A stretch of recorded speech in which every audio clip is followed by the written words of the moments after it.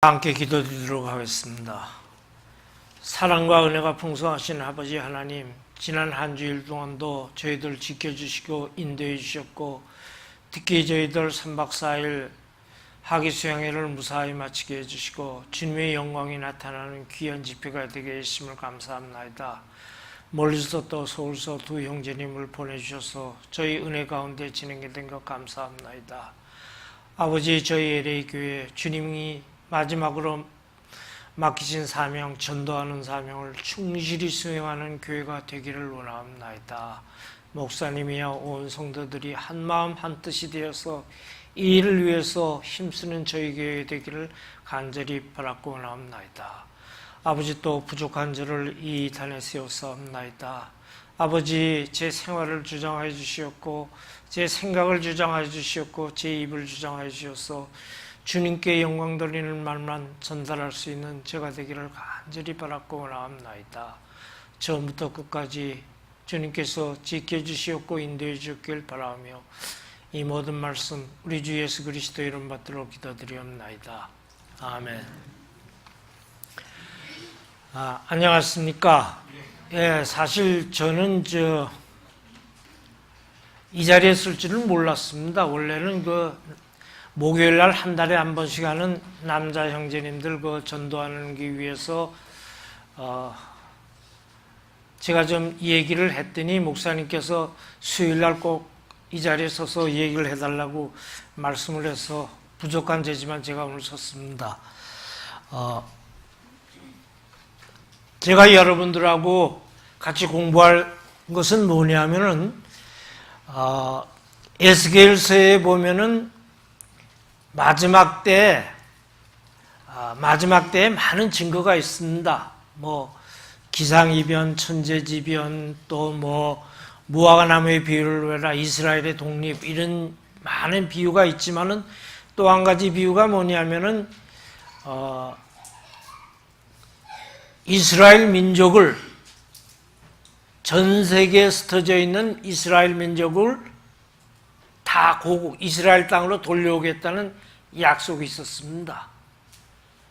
그래서 거기에 대해서 제가 좀 생각을 했던 것이 몇 가지가 있어서 제가 얘기하려는, 여러분들한테 나누고 싶은 얘기는 뭐냐면은 이스라엘 민족이 맨 처음에 가나안 땅에 살다 가뭄으로 애굽 땅으로 갔다 모세의 인도하에 다시 가나안 땅으로 돌아가죠. 그걸 뭐라고 성경이 되냐? 창세기 다음에 출애굽기죠.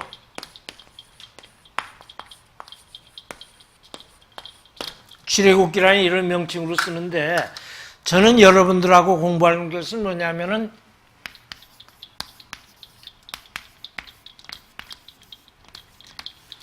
제목을 저 나름대로 출미국기라고 제 나름대로 붙여봤습니다. 왜 이렇게 붙였냐면은 작년 통계를 보면은 이스라엘 땅에 인구가 한 800만 정도 됩니다. 그 중에서 유태인이 600만이고 170만 명이 아랍인이고 30만 명이 기타 민족입니다. 그러니까 600만 명 정도가 유태인이 살고 있습니다. 이 외에 전 세계적으로 어디서 사느냐 하면, 유태인들이 어디 있었냐면 미국에 한 650만이 제일 많이 살고 있습니다. 그리고 세계 각지에 흩어진 구라파, 남미, 동양에는 굉장히 적습니다. 중동 지방에 좀 있고, 그래서 그것이 한 200만에서 250만 정도를 보고 있습니다. 그러니까 이스라엘 본토에 사는 사람보다도 더 이방에 많이 흩어져 있습니다. 그 이방에 많이 흩어진 사람들이 있는데 제일 많이 흩어진 것이, 사는 곳이 바로 미국이죠. 그러니까 미국에서 이스라엘 땅으로 귀환하는 것이 가장 큰 문제인 것 같습니다. 그때 이런 것을 제가 주제로 한번 생각을 해봤습니다. 그런데 미국에 있는, 전 세계에 있는 유태인들이 이스라엘 땅으로 돌아가려고 그러면은 무슨 문제를 우리가 먼저 생각할 수가 있냐면, 과거에 이스라엘 민족은 세계 각지에 흩어져서 살았습니다. 여행을 많이 한 민족이죠. 저는 여행을 굉장히 좋아하는데 아마 유태인만큼 여행을 굉장히 많이 한 민족이 없을 것 같이 여행을 많이 한 민족인데, 과거의 이스라엘 민족이 어떻게 움직였느냐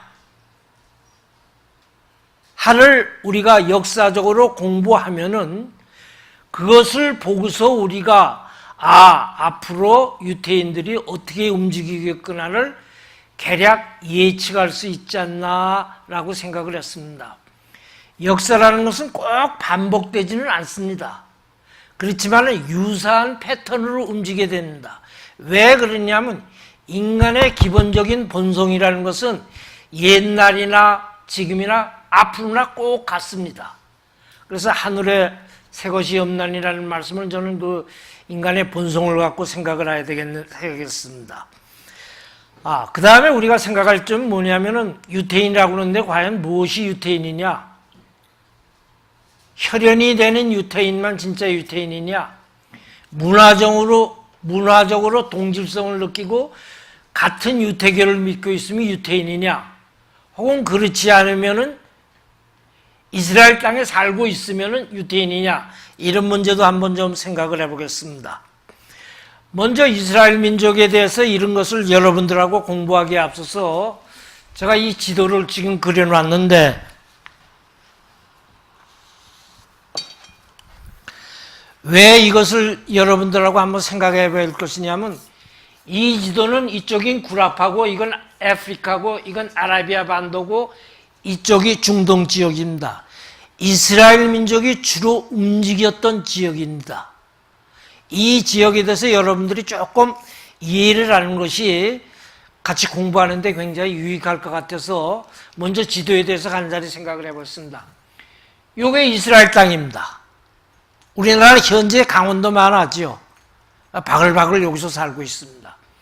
이게 애굽이고 바로 옆에 리비아가 있고 이게 튜니지아입니다. 튜니지아이고 이쪽이 알제리이고 이쪽이 모로코입니다. 카사블랑카가 이쯤 있습니다. 카사블랑카 아세요? 영화 기억 못하세요? 네. 아주 유명한 영화죠. 그리고 이게 리베리아 반도 스페인이고 이쪽이 포르투갈이고 이쪽이 스페인이고 이게 불란서고 이쪽이 독일이고 이게 이태리입니다. 이태리는 실물보다 조금 크게 그렸습니다. 우리나라보다 한 1.5배 정도가 아닌데 한 1.45배 정도 되는 면적을 가졌습니다. 이게 영국이고 독일이고 그 다음에 어디냐? 이게 그리스고 그 위가 마케도니아고 이게 터키고 그 다음에 이게 사우디아라비아고 요때 요르단 있고 레바논 있고 이거 터키 있습니다. 여기 시리아가 지금 여기 있습니다. 이게 소련이고요. 이게 흑해고 요게 크림반도입니다.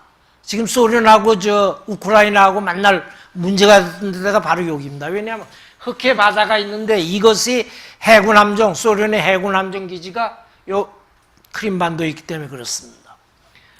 그리고 이쪽이 이란이고 이쪽이 이락입니다. 이쪽이 인도고 요게 이 강이 이게 제일 유명한 나일강, 이집트 문명을 갖다 주는 강 나일강이고 이게 디그리스강, 유브라데스강, 이게 다니브강, 이게 뭐야? 라인강. 대개 이 정도 되게 되겠습니다. 여기 살았습니다. 그리고 이제 지도에 대한 이 지도는 이제 계속 공부하면서 그 위치를 여러분들한테 표시를 해주겠습니다. 그 다음에 여러분들한테 공부와 같이 생각해야 될 점은 뭐냐면은 적어도 여기서 전문가는 아닙니다. 단지 이런 생각을 갖고 여러분보다 조금 앞서서 공부한 사람에 불과합니다. 그래서 여러분들하고 이런 얘기를 나누는데 저는 여러분들하고 제가 하는 얘기에 대해서 여러분들이 의문점 또 제가 잘못된 분이 있다 그러면 서슴없이 지적해 주셨으면 고맙겠습니다. 일방적인 대화가 아니고 그래야 저도 발전할 수도 있고 질문하는 여러분들도 발전할 수가 있을 것입니다. 그래서 제가 질문 받는 거 그 자리에서 대답하는 경우도 있지만은 어떤 것은 제가 즉답을 할 수 없는 경우가 있을 겁니다. 그런 경우는 저 나름대로 공부하고 와서 다음번에 여러분들하고 같이 이 자리에 서서 공부하도록 하겠습니다. 자, 먼저 우리가 이스라엘 민족이 지금 여기 살고 있고 요 땅인데, 요 땅이 맨 처음에는 성경적으로 뭐라고 불렀냐면 가나안 땅이라고 불렀죠. 그러고 나서 로마에 정복되고 나서는 이 지역을 팔레스타인 땅이라고 불렀습니다. 지금도 팔레스타인이라고 부르고 있습니다. 지역 명칭에 따라서. 원래 여기 이스라엘 민족이 살았는데, 이스라엘 민족의 조상은 누구였습니까? 우리가 다 알다시피 아브라함이지요. 그죠? 아브라함이 어디서 나왔냐면 여기 갈대아 우르 이 정도에서 나왔습니다. 이렇게 갔다가 일로 왔다가 여기 내려왔다 다시 올라왔다 여기서 정착해서 살고 있었는데, 우리가 먼저 생각해야 될 것은 뭐냐면은 내가 누구에 대해서 어떤 A라는 사람에서 잘한다 그러면은 A라는 사람에서 잘한다는 의미는 뭐를 의미하는 거냐면 그 사람이 자라온 환경, 학력이 어떻게 되고 부모님이 어떻고 가게가 어떻다, 어느 지역에서 살았다, 이런 것을 다 잘 알면 그 사람에 대해서 좀 더 잘 알 수가 있지요. 그죠? 마찬가지입니다. 이스라엘 민족이 아브라함을 통해서 여기서 나와서 가나안 땅에 정착을 해서 살지만은 우리가 이스라엘 민족의 이동 경로에 앞서서 이스라엘 민족이 어떤 민족이다 하는 것을 좀 더 알려면은 우리가 알 필요가 있는 것은 이스라엘 민족이 맨 처음에 살았던 이 메소포타미아 지역, 이게 디그리스 강이고 이거 유브라데스 강이죠. 여기가 뭐라고 그랬습니까? 우리가 배우기를 뭐로 배웠습니까? 에덴 동산에 있던 자리죠. 그때 이 지역이 어떤 지역이었었나를 먼저 이해하는 것이 이스라엘 민족을 이해하는데 먼저 큰 중요한 관건이 될 것 같습니다. 자, 이 지역에 대해서 먼저 우리가 생각하기에 앞서서 먼저 우리가 또 한 가지 생각할 것은 뭐냐면은 우리 조상들이 옛날 사람들이 어떻게 살았냐. 저 유브라데스 강과 디그리스 강이라는 데가 우리가 배우기는 메소포타미아 문명, 우리가 배우기는 어떤 문명을 배웠습니까? 문명을 배울 때 이 메소포타미아 문명 배웠고, 애굽 문명 나일강 배웠고, 여기 인도 문명 배웠고, 그 다음에 중국의 황하강 문명이 배웠습니다. 그러면 이러한 지역이 어떤 지역이냐를 먼저 한번 간단히 한번 살펴보도록 하겠습니다. 우리 옛날 사람들이 살아가는데 제일 중요한 게 뭡니까? 의식주죠. 그죠? 먹는 거 해결하지 않고는 아무것도 할 수 없습니다. 그 다음에 그 다음에 잠자리, 집, 이 문제입니다. 그러면 메소포타미아 지역, 기타 지역의 옛날 사람들이 어떻게 살았냐를 한번 간단히 리뷰를 한번 하도록 하겠습니다. 가장 중요한 것이 먹는 거였는데,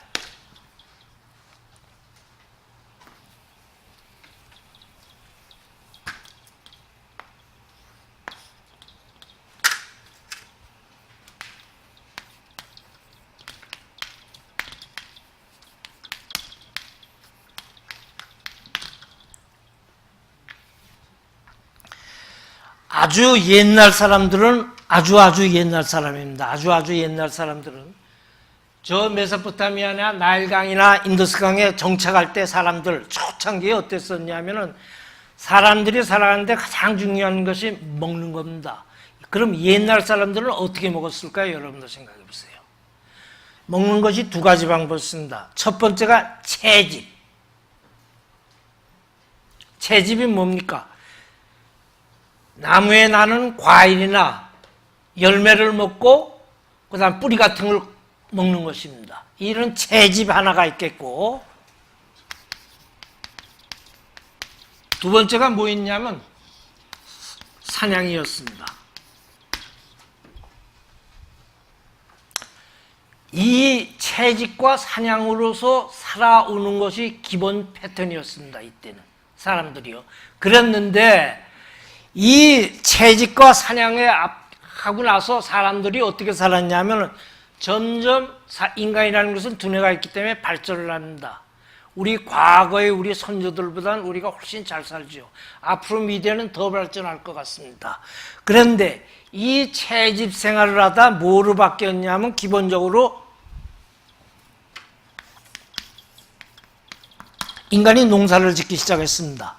왜냐하면 채집에서 먹고 나서 끝나는 거지만 농사를 지면은 그 당시에 어떻게 됐냐면 가장 기본이 되는 것이 밀보리였습니다.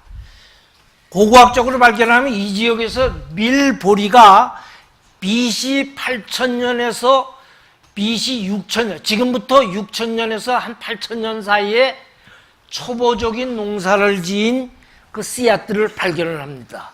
굉장히 오래됐죠. 초기 농경 생활이요. 이렇게 초기에 농사를 지면 어떤 특징이 있냐면은 곡식을 하나 떨어졌을 때 이 당시는 10배에서 15배 정도 남았습니다. 요새는 얼마나 남는다고 생각하십니까? 한 50에서 100배 사이입니다. 자꾸 종자가 개량이 됐지요. 그렇지만은 기초적인 농사 생활을 채집에서 이렇게 바뀌게 됩니다. 두 번째, 사냥에서 먹던 짐승을 잡아먹던 것을 뭐라 했냐면 짐승들을 사육하게 됩니다. 가장 우리가 친한 짐승을 사육하는 짐승이 뭡니까? 소, 돼지, 양, 닭, 염소. 그렇죠? 고고학적으로 이 지역에서 지금 말한 우리들이 사육하는 동물들의 80%가 원산지가 여기입니다. 원산지가. 우리가 먹는 곡식 및 과일의 한 80% 정도가 원산지가 여기입니다. 그리고 여기서 농사가 맨 처음 시작이 됐습니다. 자, 이런 채집생활에서 농사가 되고 사냥해서 사육하는 과정으로 인간이 생활 형성이 나아지게 됩니다. 여기서 농사라는 것은 기초농사입니다. 그러면서 여기서 중요한 점이 뭐냐면 처음에 채집하고 사냥할 때는 사람들이 어떻게 짓냐면 가족 단위로 움직입니다. 한 곳에 오래 정착을 못합니다. 그 지역에 다 따먹고 나면은 짐승을 잡아놓고 나면은 딴 데로 옮겨야 되죠. 그렇죠? 그래야 하기 때문에 생활 자체가 일정한 지역에서 계속 사는 것이 아니라 자꾸 움직이는 삶이다. 그래서 움직이는 단위도 가족 단위로 이렇게 움직여야 됩니다. 아주. 그러다가 뭐로 바뀌냐면 이게 농사로 바뀝니다. 농사로 바뀌면 어떻게 됩니까? 움직일 필요가 있습니까? 없습니까? 없죠. 정착 생활이 됩니다. 아주 생활이 180도가 달라집니다. 움직이는 생활에서 생활이 정착 생활이 되고 짐승들도 사육하기 때문에 역시 정착 생활이 됩니다. 그래서 이것을 고고학자들은 뭐라고 그러느냐? 이것을 생각할 때 이때 요 상황을 갖다 뭐라고 얘기하느냐 하면 이때를 또 한 가지 특징이 뭐냐면 인간들은 사냥이나 채집을 하기 위해서는 공구를 사용합니다. 어떤 공구를 사용하느냐? 칼과 같은 날카로운 것을 처음에는 어떻게 얻었냐면 차돌 같은 것이 반질반질하니까는 칼 같은 것을 역할을 못하죠. 그래서 어떻게 했냐면 차돌 같은 것을 둘이 딱 깨면 깬 부분은 어떻게 됩니까? 날카롭게 되죠. 그죠? 그런 것을 이용했기 때문에 공구를 뭐냐 그러냐면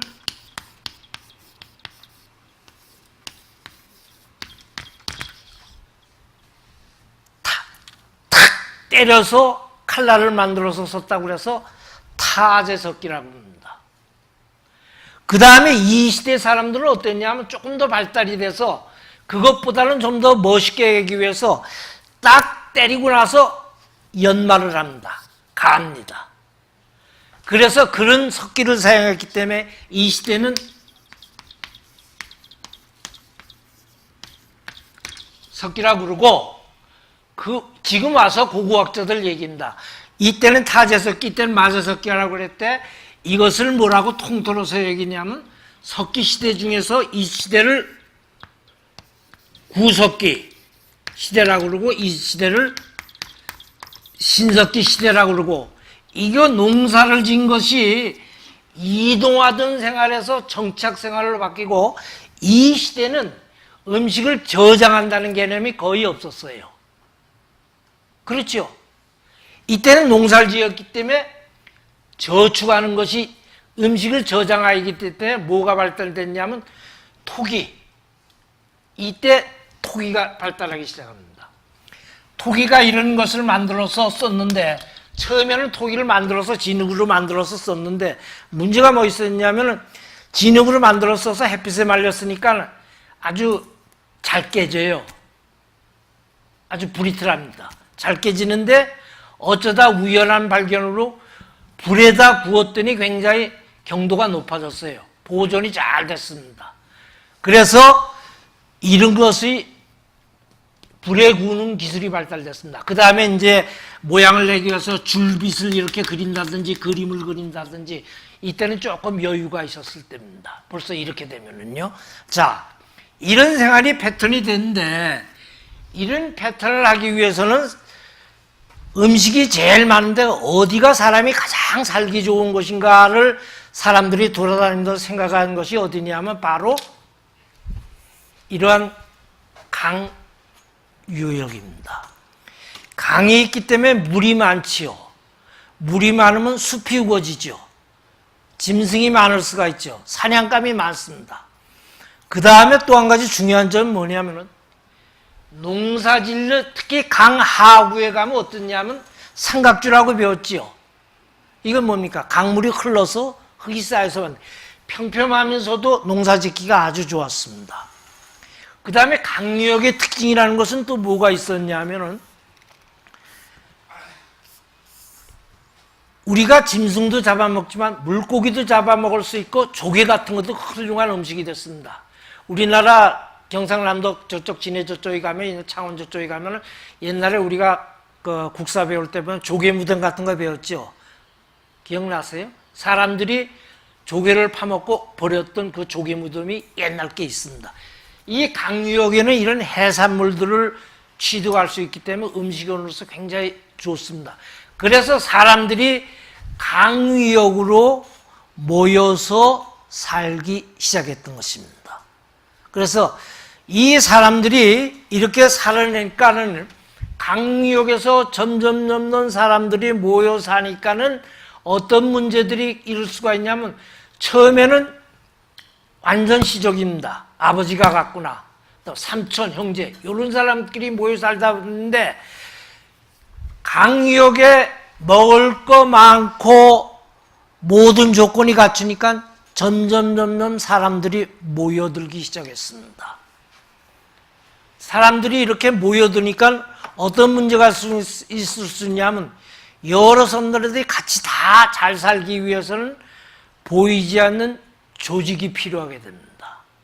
조직이 필요하니까 우두머리가 되고, 옛날부터 사람은 종교심이 있어서 꼭 모이면 제사를 드리고 경배하려고 그럽니다. 그래서 이런 조직의 우두머리도 생기게 되고, 또 뭐냐면 제사를 주관하는 제사장도 생기게 됩니다. 아직 결국은 사냥할 때는 사람 간의 가족 단위로 다니기 때문에 완전 시족사회라 계급이 없었습니다. 그렇지만은 이런 강유역에 사람들이 모여 살다 보니까는 조직이 생기고, 조직을 컨트롤할 수 있는 것이 필요하니까는 뭐가 생기게 됐냐면은 계급이 보이지 않게 생기게 됩니다. 지도자, 제사장.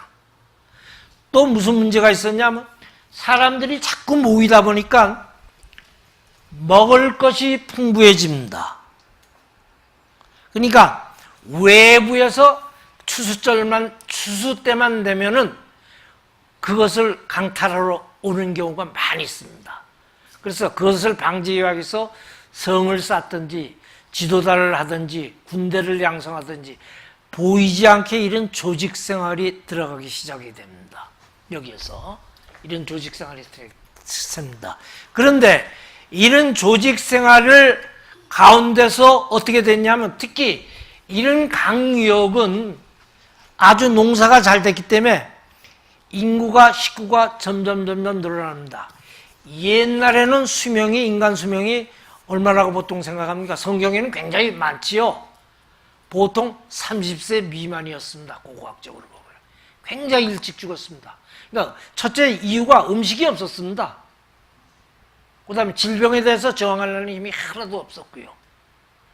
그런데 여기는 음식이 괜찮고 그러니까 인구가 점점 늘어났습니다. 점점 많아지게 되었습니다. 인구들이 점점 많아지게 됐는데 특히 여기 대해서 먼저 생각을 해보겠습니다. 이거 디그리스 강과 유프라데스 강 사이가 어떻냐 하면은 여름철이 되면 비가 많이 와서 이렇게 내려갑니다. 여기도 마찬가지고요. 내려가는데 무슨 문제가 있냐면 농사를 짓는데 제일 중요한 건 우리가 무엇이 반드시 필요합니까? 비료죠. 그죠? 옛날엔 비료가 없었습니다. 그러면 같은 작물을 두 해, 세 해 같은 자리에서 심으면 땅이 박해져서 수수량이 굉장히 적지요. 그래서 우리나라에서 뭐가 있었습니까? 화전이 있었죠. 화전이 뭡니까? 산에 들어가서 불 질러서 농토를 만들어서 농사 지어 먹다 몇 년을 하다 또 딴 데로 가고 딴 데로 가고. 그런데 이 강유역은 강상류에서 장마가 지면 나무 잎 썩은 것들이 쫙 내려와서 여기 묻히기 때문에 항상 옥토가 됩니다. 같은 작물을 같이 심어도 계속 굿입니다. 그렇기 때문에 이런 강유역에는 농사가 잘 됐기 때문에 먹을 것이 많기 때문에 인구가 증가됩니다. 또 외부에서도 오고. 그런데 이 메소포타미아 지역은 두 강 사이에 이런 현상이 굉장히 생겼습니다. 굉장히 농토가 좋고 그래서 생산이 잘 됐습니다. 그래서 조그만 부락들이 생겼습니다. 그러다가 인류 문명이 가장 먼저 생겼다는 이 메소포타미아 이 문명이 어땠냐면 동방에서 온 무슨 문명이 있냐면 이게 보이십니까? 예. 이 수메르라는 문명이 있습니다. 수메르라는 족속이 이 동방에서부터 와서 여기를 정복하고 조그만 도시국가 형태를 취합니다. 도시국가. 그래서 성을 쌓고 이 사람들이 여기서 살기 시작하는데 수메르의 족속이 들어올 때는 옛날엔 처음에는 이 돌멩이 갖고 공구를 썼는데 이것이 뭐로 바뀌냐면 수메르 문명이 들어올 때는 뭐로 바뀌냐면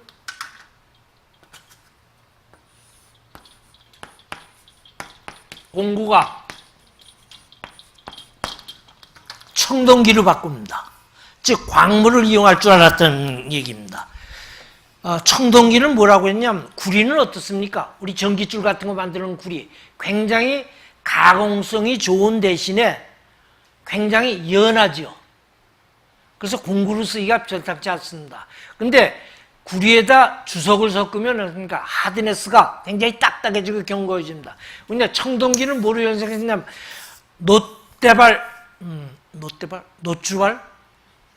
놋그릇이 있죠? 예. 이게 바로 청동기입니다. 이거로 공구를 만들기, 이 수메르 사람들이 공구를 만들기 시작해서 썼습니다. 맨 처음에. 그래서 여기 들어와서 도시국가들을 쭉 세웠습니다. 많은. 여기 갈대아 우르라고 들어보셨죠? 예, 이거 수메르 민족들이 세운 도시국가의 하나입니다. 여기서 아브라함이 나왔습니다. 이때 이 지역에 이런 수메르 문명이 맨 처음에 인간 역사에서 세계사에서 맨 처음 문명이 생깁니다. BC 한 3,500년 전으로 보고 있습니다.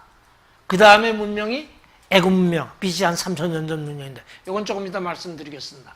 여기서 이런 문명이 시작되는 그런 지역이었습니다. 그러다가 여기서 이런 문명이 시작됐는데 이 문명이 어디한테 망했냐면 수메르 문명, 요거 한 가지 더 얘기했습니다. 여러분들 창세기 보면 유다가 며느리 다말하고 부적절한 관계를 맺죠. 기억하세요? 예. 거기서 우정 다말이 이제 그런 계략을 썼지만 다말이 뭐라고 그랬습니까? 뭘 달라고 그랬더니 줄 게 없다고 뭘 줬습니까? 유다가 지팡이하고 도장을 줬습니다. 성경 보시면 나옵니다. 도장.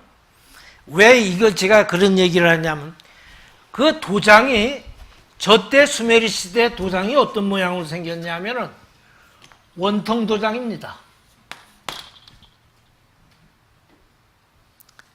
동물뼈 같은 거로 만들어서 여기다 조각을 합니다.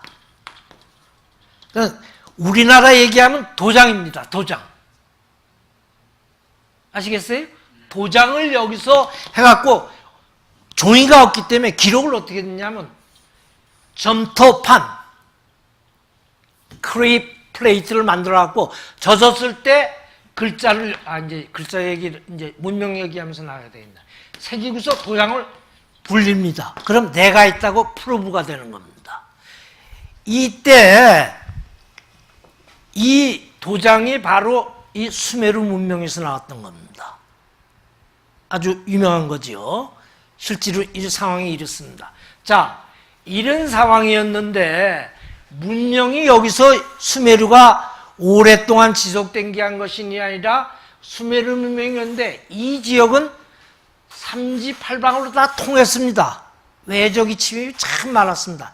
특히 제일 강성했던 민족이 히타이트 민족이라고. 이 지역에 수메르 사람들은 청동기밖에 쓰질 않았는데 히타이트 민족은 최초로 철을 썼습니다. 철을 써서 히타이트 문명을, 히타이트가 수메르 문명을 멸망시킵니다. 이런 과정이 있겠는데 이 청동기가 철기한테 못 당한 것은 성경에도 나옵니다. 어디 나오느냐면 이스라엘 민족이 출애굽에서 사사시대에 살았는데 사사시대 때 누구하고 만날 싸웠습니까? 여기서요. 블레셋이죠. 블레셋은 무슨 문명, 뭘 갖고 쓰냐면 성경에 보면 철기를 갖고 있다고 썼습니다. 철기를 갖고 있었기 때문에 이스라엘 민족이 처음에 굉장히 고전을 했죠. Anyway, 여기 그래서 이 수메르 문명이 히타이트 문명한테 이렇게 망하게 됩니다. 자, 이런 과정을 거치게 되는데 이때 수메르하고 그때 사는 사람들은 뭘 썼냐면은 조직사회고 도시국가를 형성했기 때문에 맨 먼저 나타났던 것이 뭐냐면 문자를 시작했습니다. 쐐기 문자입니다. 여기서 썼던 것이 흑판에다 이런 쐐기 모양으로 문자를 썼던 것인데 이것이 나중에 발전해서는 ABCD 알파벳이 되는 것입니다. 발달사를 보면은. 이런 문자를 쓰고 두 번째 뭘 했느냐? 사람들이 도시에서 몰았었기 때문에 지금 도시는 아니죠. 그렇지만 지금 도시의 역할과 같이 그런 도시 문명을 이루었습니다. 그 다음에 이 사람들이 들어와서 옛날에는 원시 농사를 어땠냐면 관계 농사를 지었습니다. 이 얘기는 무슨 얘기냐? 장마철에는 흙이 내려와서 옥토가 되는 건 좋은데 옥토가 되고 나서 장마가 딱 끝나고 나서 그 다음에 씨를 뿌리고 이런 일을 해야 될 텐데 이걸 하기 위해서는 뭐가 필요하냐면 내 땅이 있어야 되죠. 그죠? 보이지 않게 측량술이 굉장히 발달했습니다. 이 시대. 자, 그리고 또 뭐 했냐면은 여름기에는 비가 안 올 때는 강물이 수위가 낮아지죠. 농사 짓는 데 절대 필요하죠. 그래서 수로를 만드는 이런 관계 농사를 지었습니다. 굉장히 발달한 거죠. 자, 도시, 문자, 관계 농사를 이런 것이 지었습니다. 그 다음에 아까 얘기했듯이 청동기 이런 것을 사용했습니다. 이것이 여기만 사용하면 나중에 애굽도 사용하고 인도 문명도 사용했고 황하강 문명도 사용했습니다. 그래서 역사학자들이 이런 것을 문명이라고 얘기를 합니다. 자, anyway 이런 상황이었는데 이때가 그런 상황이었는데 하나님께서 아브라함을 이런 지역에서 살던 아브라함을 불러내십니다. 갈대아우로 여기서 살다 해서 하나님께서 약속을 해주시죠. 복의 근원이 된다. 큰 민족을 이루게 하겠다. 그렇죠? 이런 약속을 해주고 가나안을 불러냅니다. 이쪽으로 불러냅니다. 제가 공부하면서 혼자 생각을 했습니다. 그 당시 나머지 세상이 여기는 어떻냐? 여기에 대해서는 왜 얘기를 하지 않느냐? 인데 이때는 거의 암흑시대였고 인구도 적었습니다. 굉장히 암흑시대였고 인구도 적었습니다. 왜 그러냐 하면은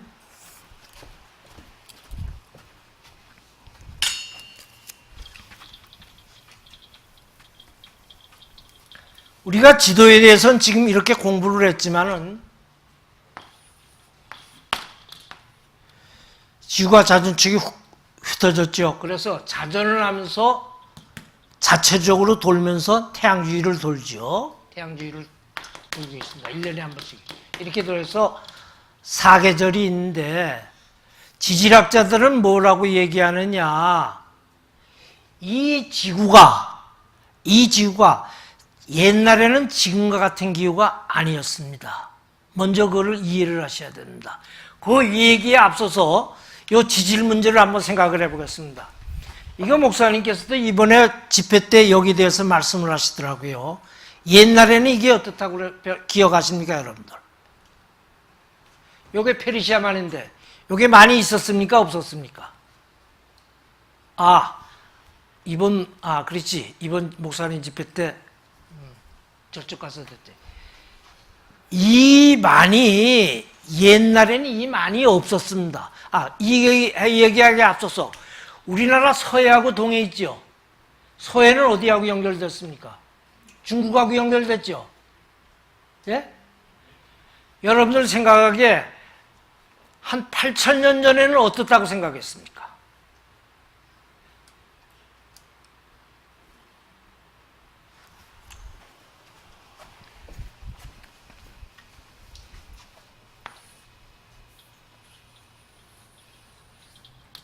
이걸 서해라고 그러는데 8,000년 전이나 10,000년 전에는 여기가 바다가 아니었습니다. 같이 통했습니다. 우리 뭐라고 배웠습니까? 서해안은青강해안, 동해안은 뭐로 배웠습니까? 융기해안. 돼서 이게 바다가 됩니다. 그러니까 우리가 성경이나 고고학을 이런 거 공부할 때 지형이 지금 같지가 않다는 생각을 먼저 하고 생각을 해야 됩니다. 둘째, 알라스카하고 시베리아 반도하고 옛날에는 어떻게 됐습니까? 이게 연결이 됐습니다. 그래서 에이시안 계통 사람들이 알라스카를 통해서 이렇게 내려가서 정착한 겁니다. 뭐로 증명을 할 수가 있냐? 우리가 애기나무 여기 반점 있죠? 그럼 몽고 반점이라고 그러죠? 이게 절대 우성입니다. 그 얘기는 무슨 얘기냐면 한국 사람이 흑인하고 결혼해도 이건 있습니다. 이게 절대 유색입니다. 근데 아메리카 인디안들은 다 이게 있습니다.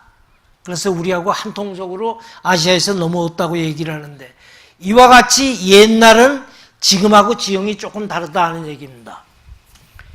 여기도 마찬가지입니다. 옛날에는 이게 많이 없었습니다. 근데 목사님 이제 다음번에 전도 집회할 때 여러분들이 그 자세한 내용을 설명을 했을 테니까 더 좋은데 이게 없습니다. 그러니까 지형이 지금하고 같지 않다라는 것을 먼저 이해하시는 것이 좋습니다. 두 번째, 기후 문제인데 이 옛날엔 지구가 100만 전에는 지구가 빙하기라는 게 있었습니다. 빙하기라서 몽땅 지구가 빙하로 덮였다는 얘기는 아닙니다. 적도를 중심으로 한 곳만 따뜻하고 아열대고 특히 북반부는 빙하가 많이 얼음이 굉장히 추웠다는 얘기입니다. 이런 기후변화가 이런 기회가 4회 있었는데 100만 년 정도 4회 있었는데 마지막 빙하기가 언제 있었냐 하면은 지금부터 한 10,000년 전에 빙하기가 끝나게 된다. 빙하기하고 빙하기 사이를 뭐라고 하냐면 간빙기라고 합니다. 그러면 이 간빙기 기간이 되고 나서 다시 빙하게 되게 이게 왔다 갔다 하는데 이 빙하기 사이에는 지구 특히 북반부가 굉장히 추웠습니다. 여러분 맘모스 아시죠? 코끼리보다 큰 게. 간빙기 때 살던 맘모스가 빙하기가 돼서 적응하지 못하고 죽고 생물학적으로는 너무 큰 것은 자연환경에 적응하지 못하고 죽고 작아지고 해서 지금 생물로 변화됐다고 생물학자들은 얘기를 합니다. 이러한 것을 먼저 여러분들한테 얘기를 해주고 싶습니다. 자, 이런 과정을 통해서 이때 어떤 일이 있냐면은 사람들이 모이니까 이런 문명이 생겼습니다. 그래서 지금 과학자들이 이걸 문명이라고 우리가 얘기를 하고 되는데 이때 어느 시대냐면 최고의 문명기입니다. 딴 지역에 비해서는. 근데 아브라함이 하나님이 축복을 해주신다고 해놓고 최고의 문명기에 살던 사람을 여긴 어떤 지역이냐? 문명 이것은 아주 문명기가 아니었습니다. 지금 얘기를 하자면 미국에 살던 사람을 축복해 주니까 멕시코 시골에 가서 살아라 하는 거나 마찬가지라고 저는 생각을 했습니다. 그런데도 하나님의 말씀을 듣고 아브라함이 따랐다는 것은 정말 굉장하구나 하고 저 혼자 생각을 해봤습니다. 자, 이런 상황에서 아브라함이 여기서 부름을 받고 나왔을 때 아브라함은 어떤 신분이었냐를 먼저 한번 생각해 볼 필요가 있습니다. 아브라함은 여러분들이 농사 짓는 사람이라고 생각합니까? 목축하는 사람이라고 생각합니까? 목축하는 사람이죠. 그죠? 왜? 조카 롯하고 다툴 때 어땠습니까? 풀 많은데 네가 보고서 좋은 데를 롯 보고 가라. 자긴 이렇게 네가 동을 하면 남 서하고 네가 남을 하면 남 북하겠다. 이런 목축하는 사람이 아브라함이었습니다. 둘째, 롯이 잡혀갔을 때 아브라함이 어떤 일을 했습니까? 집에서 기르고 훈련받은 사람 430명을 데리고 와서 찾아왔지요. 그렇죠? 그걸 봐서 아브라함은 직업이 그 당시에 직업이 어떤 것이었냐면은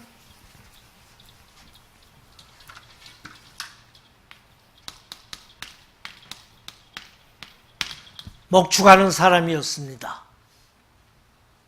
그리고 그렇게 훈련받은 사람이 400몇 명이나 있었다는 것은 뭐냐면은 목축하는 사람들 중에서도 족장이었다고 생각을 하고 있습니다. 역사학자들은. 그리고 여기서 또 한 가지 생각할 것은 뭐냐면은 그 당시 도시 문명에 사는데 목축하는 거하고 짐승을 기르는 거하고 농사 짓는 것이었는데 목축하는 사람하고 농사를 짓는 사람이랬는데 도시 문명이기 때문에 목축하는 사람들은 풀을 따라서 항상 움직여야 됩니다. 그렇기 때문에 도시 중심부에서 살 수가 없었습니다. 이 사람들이 도시 중심부에 살고 이 사람들이 메이저 주력이었습니다. 어떻게 보면 농사 짓는 사람은 같은 생활을 하지만 조금 아웃사이더 입장입니다. 그래서 아브라함이 하나님의 부름을 받고 여기서 나오게 됐는데 그때가 어느 때냐면 이때 문명이 침공을 받아서 거의 망해지는 그런 과정이었습니다. 시기적으로. 그래서 아브라함이 부름을 받고 이 가나안 땅으로 내려가게 되는 것입니다. 자, 이런 아브라함이 이렇게 부름을 받고 내려가게 되는데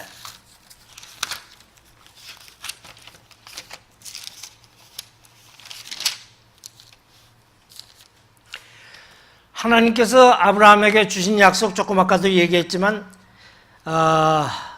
가나안 땅을 주시겠다고 약속했고 그다음에 큰 민족을 이루겠다. 그때 아브라함이 약속을 받을 때는 아기도 없었을 때입니다. 이삭이 없었을 때죠.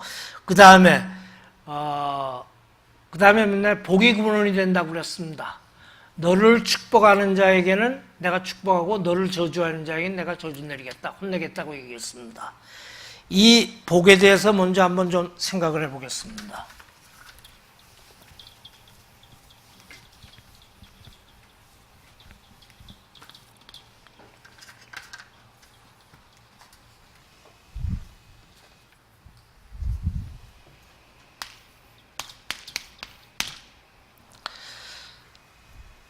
자, 우리는 여태까지 복을 어떻게 배워왔습니까? 영적인 복만 배워왔지요. 그렇죠? 즉 신약 시대에 와서는 메시아를 아브라함의 후손에서 메시아가 나서 메시아를 통해서 온 인류가 영적으로 구원받는다는 것만 생각을 했는데 그 당시 여기서 복이라고 얘기하는 것은 거의 영적인 복보다는 육신적인 복을 의미하는 것이었습니다. 특히 이스라엘 민족한테 된 것은 왜 그러냐면은 메시아라는 사상은 아브라함이 말씀을 받았을 때는 나오질 않습니다. 그 후에 구약 끝에 나오기부터 메시아 사상이 나오기 시작합니다. 초창기에는 이게 없었습니다. 두 번째, 이 복이라는 것이 또 뭐라고 얘기하냐면 복의 근원이 된다고 얘기를 했습니다. 이것은 메시아고 너를 축복하는 자는 축복하고 너를 저주하는 자는 저주한다고 그랬습니다. 그런데 이것이 이스라엘 민족이 이렇게 후에 이렇게 이동하는 과정에서 많은 민족들하고 부딪히게 됩니다. 부딪히게 되는데 이스라엘 민족을 도와주고 이스라엘 민족하고 잘 살던 데는 굉장히 많은 복을 받았습니다. 그 얘기는 이제 제가 강의 중에 실증적으로 여러분들한테 설명을 해드립니다. 반대로 이스라엘 민족을 박해하고 핍박하던 민족은 잘 됐지만은 나중엔 다 망한 결과를 빚었습니다. 자, 이런 복의 근원을 주신다고 했고, 두 번째 무슨 약속을 했습니까? 땅을 주시겠다는 건 가나안 땅이었고, 세 번째 약속이 주시겠습니까? 내 자손을 하늘의 별과 같이 바다의 모래같이 많게 해줬다라고 얘기를 했습니다. 그래서 여기서 이제 이스라엘 민족들이 가나안 땅에 와서 살다가 아브라함이 이삭을 낳고 이삭이 누굴 낳습니까? 야곱과 에서를 낳았죠. 야곱과 에서를 낳고 야곱이 12아들을 낳아서 지금 12지파가 된 거죠. 그 중에 요셉이 시기를 당해서 이 가나안 땅으로 애굽으로 팔려가게 되는 거죠. 자, 애굽으로 팔려가게 되는데 이것은 하나님의 섭리다. 왜냐하면은 아브라함한테 하나님이 처음에 말씀하실 때 너희 자손이 애굽 땅에서 객이됐다 다시 나온다고 약속을 했기 때문에 그것을 이루는 과정 중에서 지금 요셉이 먼저 내려갔습니다. 그리고 요셉이 형들을 만났을 때 형이 두려워하니까 요셉이 뭐라고 얘기했습니까? 하나님께서 자기를 미리 보내신 거라 걱정하지 말라 이렇게 됐습니다. 그래서 요셉이 이 애굽 땅에 내려가서 먼저 살게 되는데 애굽에 내려갔을 때 팔려갔지만 누구한테 팔려갔냐 하면은 보디발, 그러니까 그러니까 애굽 땅 임금의 시위대장 바로의 그 종으로 들어갔습니다. 종으로 들어갔는데 거기서 일을 잘하고 너무 똑똑하게 일하고 하나님의 축복이 내리는 걸 보니까는 그러니까 뭐가 되었습니까? 집에 그걸 뭐라고 하나? 청지기, 최고 사무장이 됐습니다. 그래서 일을 잘하니까 축복에 축복을 굉장히 내렸습니다. 받았는데 여러분들이 알다시피 그 아내가 유혹을 물리치는 바람에 어떤 결과를 빚었습니까? 감옥에 들어갔죠. 근데 성경에 보면 그게 무슨 감옥입니까? 보통 감옥이 아니고 왕실 사람들만 들어가는 감옥에 있었습니다. 자, 그랬는데 그때 애굽의 형편은 어떻냐?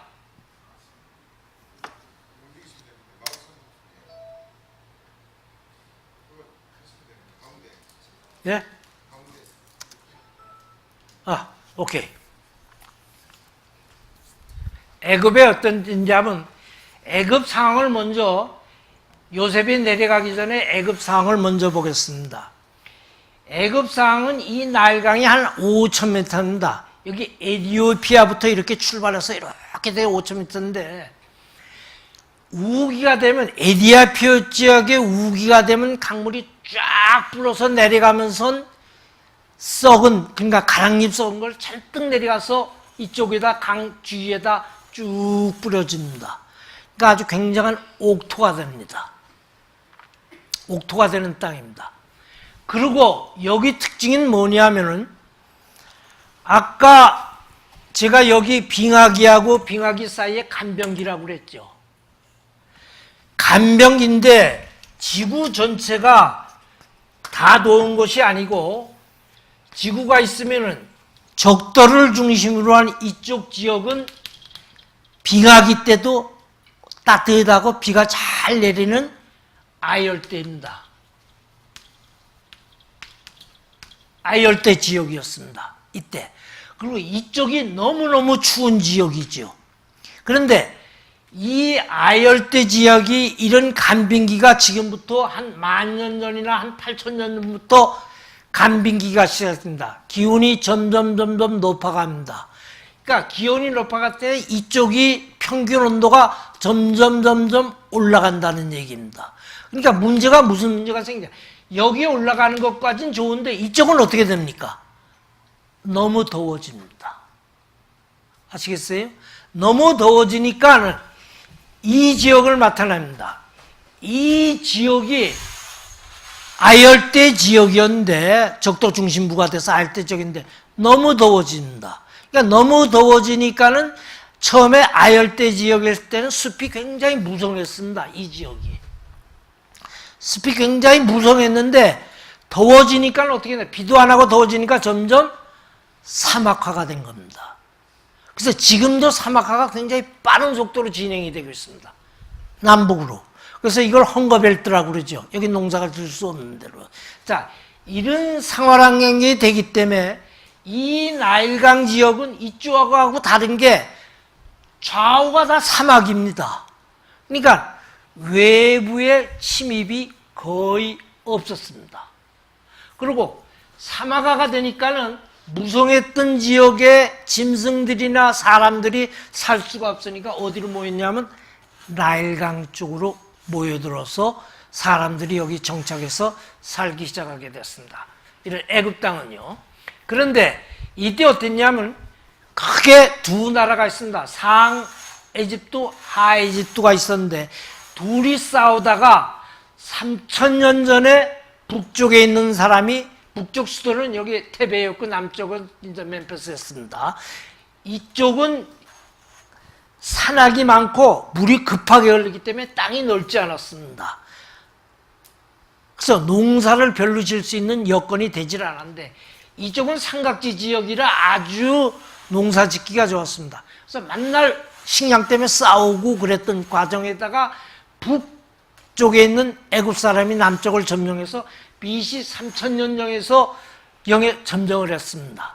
그래서 3000년경에 경영을 해서 쭉 왕조를 세웠는데 여기 왕조는 그 후에 이제 이렇게 쭉 바뀌게 됩니다. 이거 조금 이따 얘기하기로 하고 여러 왕조가 바뀐다는 얘기는 뭐냐면 이쪽 지역은 예를 들어서 한반도에는 대한민국 사람만 왕조를 세웠죠. 그렇죠? 원나라의 속국은 됐어도 왕조는 대한민국만 사람이었습니다. 근데 중국은 어땠습니까? 중국 사람이 나라를 쭉 하다 마지막엔 어느 나라가 들어갔습니까? 원나라가 들어갔죠. 몽고가 들어가서 원나라 세우고 100년 만에 쫓겨났지만은 이민족이 들어가서 왕조가 자꾸 바뀝니다. 여기는. 하지만 여기는 오로지 애굽 사람들끼리 왕조가 바뀝니다. 그러니까 김씨가 왕이 됐다, 이씨가 왕이 됐다, 정씨가 왕이 됐다 이런 스타일입니다. 그런데 이때 왕이 돼갖고 왕조가 남북이 통일이 돼갖고 잘 살았는데 그때를 BC 그러니까 지금부터 한 5,000년 전이죠. 그래서 4,000년까지 왕조를 크게 나눠서 고왕조, 중왕조, 신왕조라고 얘기를 합니다. 왜 이렇게 됐냐면 아주 초창기에는 그 당시 애굽의 임금을 지금도 마찬가지지만 성경에 뭐라고 했습니까? 바로라고 불렀죠. 그 당시 어떻냐면 바로 임금은 바로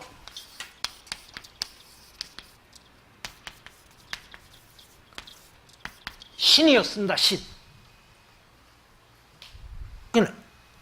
신의 아들이 임금이다 하는 얘기입니다. 이런 사상을 가졌기 때문에 왕이 되자마자 맨 처음 뭐부터 했냐면은 자기 죽을 자리부터 무덤부터 만들었습니다. 즉 뭐냐? 피라밋입니다. 피라밋. 이때 피라밋부터 만들기 시작했습니다. 그래서 피라밋을 만드는 과정에서 이게 피라밋 여러분들이 그 사진을 보면 알다시피 엄청난 인구가 많지 않은데 엄청난 인력이 동원되고 시간이 되고 돈이 됩니다. 그렇지만 이 고왕조 기간 동안에 임금은 신의 아들이기 때문에 피라밋 짓는 것이 제일 큰 잡이었습니다. 그리고 외적인 침입이 거의 없었습니다. 이걸 어떻게 하느냐? 외적. 옛날 고왕조 시대의 벽화 그림은 노는 그림밖에 없습니다. 그 후에 갈수록 그림들이 바꿔집니다. 싸움하는 그림, 전차 그림 이런 그림들이 바꿔집니다. 그렇게 추정을 하고 있습니다. 이러하기 때문에 고왕조 시대는 피라밋을 이렇게 쭉 세웠습니다. 이 시간까지 한 2100년까지. 그런데 여러분들 옛날에는 이제 이스라엘 민족이 노예가 돼서 이게 피라미드 세웠다고 그러는데 이때는 이스라엘 민족이 애굽 땅에 들어가지도 않았을 때입니다. 그런 오해는 안 했으면 좋겠습니다. 순수한 이스라엘 민족이 애굽 민족들이 피라밋을 세웠습니다. 그러다가 피라밋 세우는데 굉장히 많은 노력이 들었습니다. 엄청난 노력이 들었었는데 그때 무슨 민족이 있었냐면은 이 지역에 살던 학소수라는 사람이 있었습니다. 민족입니다. 이쪽은 농경사회입니다. 학소수라는 유목민이 일로 이렇게 쳐내려 들어왔습니다. 쳐내려 들어와서 애굽을 정복합니다. 애굽 이 끝까지 다 정복한 것이 아니라 여기 쌀 많이 나는 요 정도까지 학소수 민족이 점령을 했습니다. 그래서 학소수 민족 치하에서 한 200년간을 애굽 사람들이 핍박을 받게 됩니다. 그런데 그때 바로 학소수 민족이 침입할 당시에 요셉이 애굽으로 내려갈 시점입니다. 타이밍으로 보면. 그런데 여러분들이 애굽에서 요셉이 들어가자마자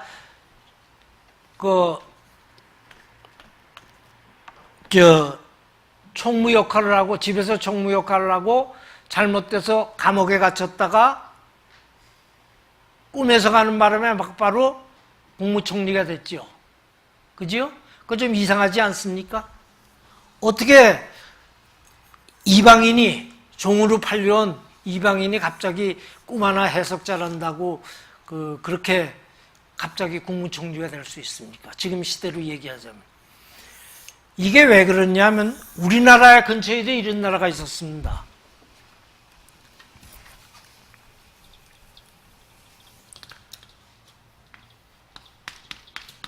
원나라가 중국 송나라를 징기스칸이 몽고 징기스칸이 손잡벌 됐을 때입니다. 원나라를 송나라를 침략해서 원나라를 만들었지요. 중국 만들었는데 여기서 어떤 정책을 썼냐 하면은 이 징기스칸 민족들은 유목민입니다. 그러니까 싸움만 잘해요. 문화가 하나도 없었을 때입니다. 글자도 변변이 없었을 때예요. 싸움만 세계적으로 아주 잘했습니다. 그래서 정복을 하니까는 어땠냐? 문화 차이가 너무 큽니다. 문화 차이가 너무 커요. 그리고 이 중국은 농본 사회였고 이 징기스칸은 유목민이기 때문에 문화적으로 너무 차이가 집니다. 그러니까 통치 기술이 없습니다. 통치 기술이 없다 보니까 어떤 방법을 쓰냐면 완전히 억압정치밖에 쓰질 않습니다. 송나라 사람 10사람한테 징기스칸 몽골 사람 한 사람이 관할하게 아주 엄격하게 억압정치를 씁니다. 두 번째 하는 것이 뭐냐면은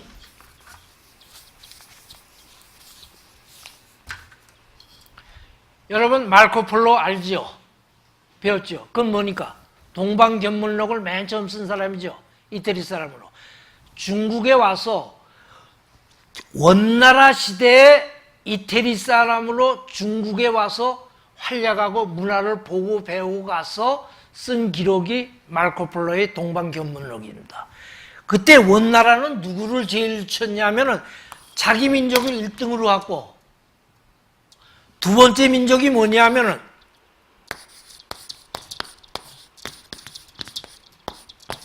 생목인, 눈이 파란 사람입니다. 외국인들을 많이 썼습니다. 믿을 수 있는 것. 그래도 믿을 수 있는 것.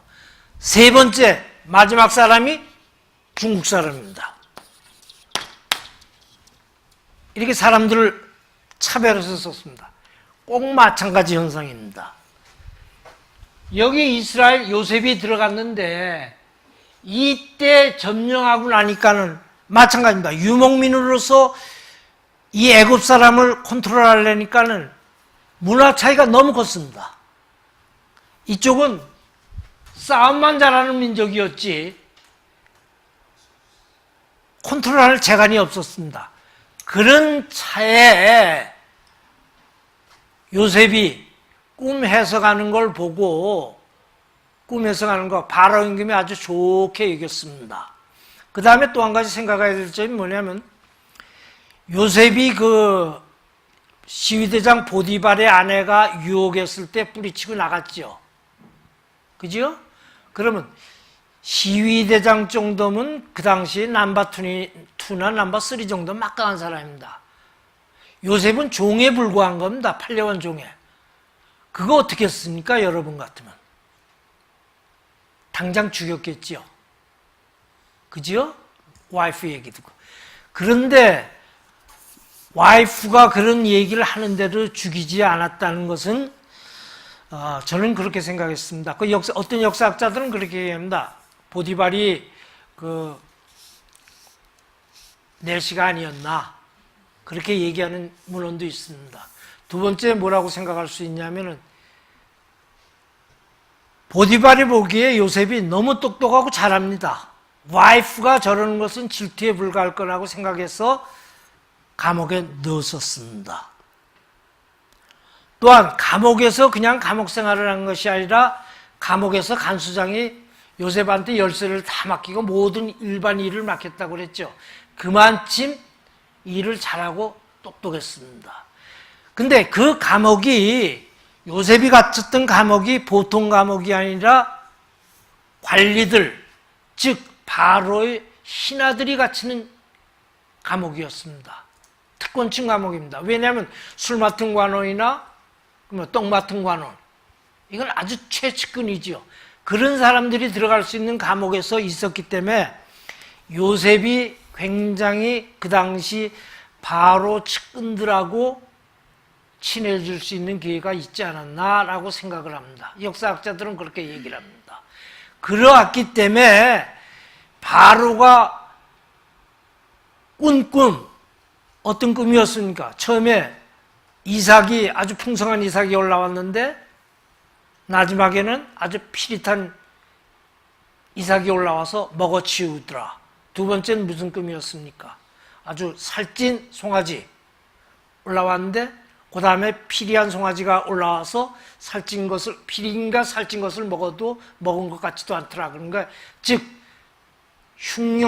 풍년과 흉년이 번갈아들 것을 꿈을 해석했지요. 요셉이 듣고서 그 꿈을 다 해석했는데 바로가 좋게 여긴들이 딴 신하들이 좋게 여겼다는 얘기는 성경에 나옵니다. 그 얘기는 뭐를 우리가 추측할 수가 있냐면은 굉장히 요셉이 비록 감옥 생활을 했고 보디발의 첩 때문에 감옥에 있었지만은 굉장히 그 상주춘 사람들에 대해서 굉장히 인정을 받았다 하는 것을 우리가 알 수가 있겠습니다.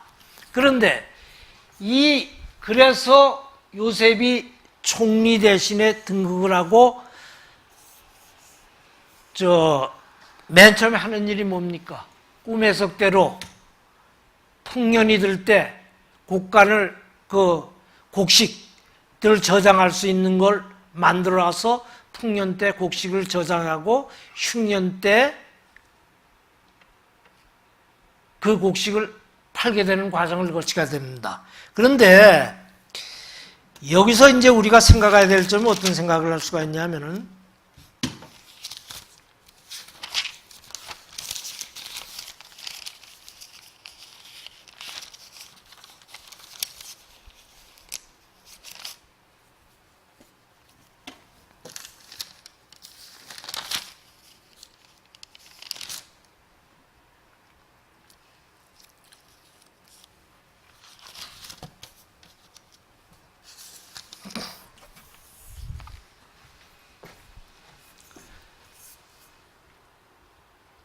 첫 해는 무슨 일이 있었습니까?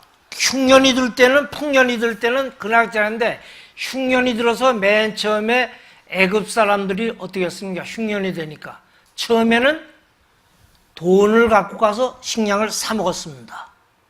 성경에 보면은 두 번째는 무슨 일을 했습니까?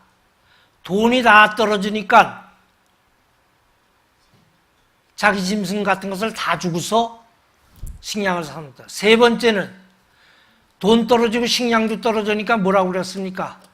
자기 농토를 바로한테 바치고 자기 자신은 몸종이 되고 종이 신분으로 되고 식량을 사 먹는 이런 환경에 빠졌습니다. 그때 성경에 보면 그게 나옵니다. 그랬는데 그런 환경에서 지냈었는데, 그러니까 애굽 민족으로 보면 어떻습니까? 때리는 시어미보다 말리는 시누이가 미운 상황이죠. 이런 상황입니다. 또 한 가지 뭐냐? 요셉이 자기 가족들을 다 데리고 나는데 어디 있습니까? 나일강 하루에 고센 땅 이 지역에 살겠습니다. 제일 좋은 지역입니다. 그리고 살면서 무슨 일을 시켰습니까? 요셉이 바로를 만날 때 뭐라고 하라고 시켰습니까? 우린 목축하는 사람이라고 시켰죠. 그러니까 잘 됐다. 이게 뭐냐면 이거 기마병을 쓰기 때문에 이때 여기서 우리 짐승을 돌보라고 그랬습니다. 그러니까 유대 민족은 70명, 야곱의 자손이 야곱이죠. 야곱의 자손 70명이 들어갔는데 여기서 목축하는 일을 하고 있으니까 졸지의 신분이 뭐로 바뀌었냐면은 공무원 신분으로 바뀐 거죠. 잘 먹고 잘 살았습니다. 잘 먹고 잘 살았습니다. 근데 흉년이 드니까 애굽 민족들은 자기 걸 다 바치고 돈 바치고 짐승 바치고 땅도 바로한테 바치고 자기 자신은 종의 신분으로 전략을 했습니다. 그러니까 이 사람들이 볼 때 애굽 사람을 이스라엘 유대 민족을 뭐라고 보겠습니까? 히브리 민족. 아주 밉지요. 그죠? 갑자기 들어와서 잘 먹고 잘 살고 자기네들은 이렇게 되는데, 이런 환경 하에서 있다가 이런 환경 하에서 쭉 지내게 됐는데, BC 1580년경에 이쪽 북쪽 시대되면 아모스 왕이라는 분이 학소스 민족을 쫓아냅니다. 쫓아낼 때 성경엔 뭐라고 기록이 되어 있냐면, 요셉을 알지 못하는 왕이 나왔다고 그랬습니다. 즉 왕조가 바뀐 겁니다. 학수스 민족을 쫓아내고 봐서 애굽 민족이 다시 자기네를 통일하고 보니까는 제일 무서운 게 뭡니까? 갖다나 잘 먹고 이방인 신분으로서 잘 먹고 잘 사는 게 미운데, 어떤 문제가 또 있냐면 여기서 애굽을 침입할 수 있는 길은 이쪽 길밖에 없습니다. 이쪽 길 입구에 살고 있습니다. 그러니까 바로가 뭐라고 그랬습니까? 외국이 침입해 올 때 우리 반대편에 설 거라고 얘기를 했습니다. 그리고 이때는 이스라엘 민족이 마지막에 출애굽할 때는 얼마였습니까? 장정 60만. 그래서 남녀 다 합하면은 250만에서 300만으로 보고 있습니다. 그런데 그 당시 인류학자들이 얘기하기를 지구상에는 1억 8천만 정도가 살고 있었다고 얘기를 합니다. 그리고 애굽에는 한 700만이 살고 있었다고 합니다. 이게 농토가 좋고 살기 좋았기 때문에 그렇습니다. 근데 이스라엘 민족이 250만에서 300만이다. 굉장히 많은 숫자죠. 그리고 이 1억 8천이라는 숫자는 거의 변동이 없이 쭉 유지가 됐습니다. 예수님 탄생부터 조금씩 늘다가 산업혁명 될 때 인구가 확 늘기 시작했던 겁니다. 그리고 이 당시에 인류학자들은 한반도에 한 300만 정도가 살고 있었다고 얘기를 합니다. 그 당시 굉장히 희박한 경우죠. 이런 상황이었었는데 이스라엘 민족을 애굽 사람이 볼 때 정말 왼수같이 보이죠. 때리는 시애미보다 말리는 시누이가 더 밉다고. 그리고 인구가 애굽 인구의 한 3분의 1가까지 도달을 했습니다. 굉장히 무섭죠. 그래서 산파 얘기가 나오는 겁니다. 자, 이런 상황에 아주 어려운 상황에 처하게 된 것입니다. 그때 하나님께서 이스라엘 민족의 고통하는 소리를 듣고 모세를 보내서 이제 구원하는 출애굽 역사를 일으키게 됩니다. 출애굽 역사. 근데 모세의 생애를 한번 보십시오. 40년 궁중 생활을 했죠. 그 당시 최고의 문명국이 바로 여기입니다. 그러니까 궁중에서 왕자로서의 최고의 학문을 배웠을 겁니다. 두 번째, 40년 광야 생활을 했죠. 이때는 최고의 학문을 배웠기 때문에 자기 동족이 억울함을 당하는 걸 보고 혈기로서 때려 죽이는 그런 혈기가 있었지만, 이 광야 생활 40년 동안에 아마 모세가 배웠던 것은 자연의 정말 위대함이랄까, 자기가 정말 자연 속에 들어갔을 때 보잘것없는 거라는 것을 아마 배웠을 겁니다. 그런 40년 기초 최고의 학문을 배웠지만 40년 광야 생활하면서 굉장히 그 광야에 대해서 잘 알았기 때문에 마지막에 이스라엘 민족을 출애굽시키는데 굉장히 그 유용하게 가졌던 지식을 썼을 거라고 생각을 합니다. 자, 여기서 이런 출애굽을 하게 되는데, 여기서 출애굽하게 될 때 가장 결정적인 동기가 뭐였습니까? 왜 제가 이 얘기를 묻냐면, 나중에 미국에서 애굽 사람들이, 유대인들이 이스라엘 땅으로 가는 거, 세계 각지에서 이스라엘 땅으로 갈 때는 어떤 경우에 갈 수 있냐를 제가 생각해 보기 위해서 이걸 생각했습니다. 어떤 경우였습니까? 일단은 민족의 생존을 위협받는 거였죠. 남자라면 무조건 다 죽이는 거죠. 그죠? 얼마나 이스라엘 사람들이 유대 민족이 여기 생활이 좋았으면 어떻습니까? 광야에서 조금만 고생할 때 어디를 가자고 그랬습니까? 돌아가자고 그랬습니다. 아들 죽이는 건 생각도 안 하고 그 정도로 잘 살았던 여기 경우였습니다. 그런데 유대 민족이 어떻게 됐냐면 결정적으로 9가지 재앙을 내렸지만은 마지막 재앙에서 바로도 돌이키고 이스라엘 민족들이 이제 더도 있어도 못 간다, 가야 된다 하는 이 결정적입니다. 즉 여기서 이스라엘 민족이 정말 죽지 않으면 살기로 피난하게 됐던 것입니다. 이게 몇 시까지죠? 예? 8시 40분이니까 아이고, 제가 시간 지났네요. 예.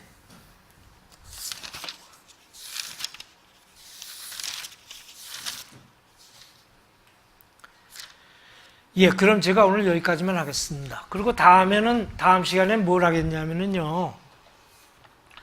여기 이런 과정을 통해서 출애굽을 하게 되고 이 이스라엘 땅에 돌아와서 처음에는 왕국을 세우질 못합니다. 사사가 좀 다스리다가 그 다음에 사울, 다윗, 그 다음에 솔로몬 나라가 갈라지고 이때 있던 아수르나 여러 나라의 침략을 받게 돼서 유배가 되는데 그 얘기를 하면서 다시 또 바벨론 율수에 대해서 중점적으로 얘기를 해드리겠습니다.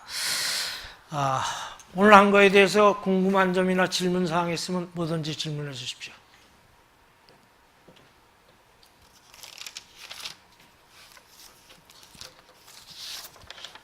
예, 그럼 기도하는 걸로 마치도록 하겠습니다.